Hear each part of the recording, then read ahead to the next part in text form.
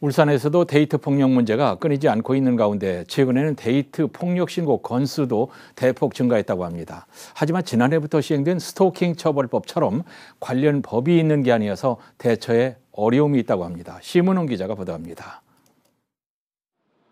지난해 11월 서울의 한 오피스텔에서 30대 여성이 숨진 채 발견된 사건이 있었습니다. 헤어진 전 남자친구가 수개월 동안 다시 만나달라 협박했고 이를 견디다 못한 여성이 스토킹 피해 신고를 했습니다.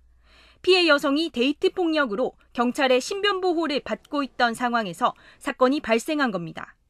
이러한 데이트 폭력 문제는 울산에서도 끊이지 않고 발생하고 있습니다. 울산에서는 올해 1월 데이트 폭력으로 신고된 건수가 98건에서 꾸준히 증가하다 지난 6월에는 151건으로 60% 이상 늘었습니다. 데이트 폭력으로 신고된 건수가 월 평균 100건을 웃도는 겁니다.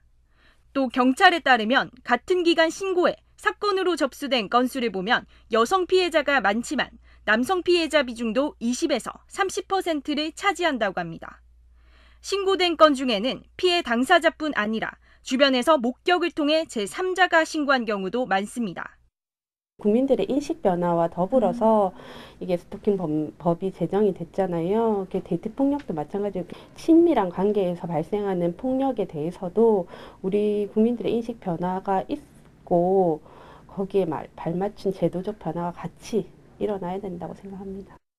경찰서뿐만 아니라 울산에 있는 해바라기 센터와 1366 센터, 그리고 성폭력 가정폭력 지원센터 등에서도 데이트 폭력 피해자를 대상으로 상담과 지원이 이루어지고 있지만 법률로 정해진 바가 없어 어려움도 잇따르고 있습니다. 연인 간의 데이트 폭력 문제가 꾸준한 만큼 당사자뿐만 아니라 타인에게도 적극적인 관심과 신고가 필요해 보입니다. JCN 뉴스 심은홍입니다.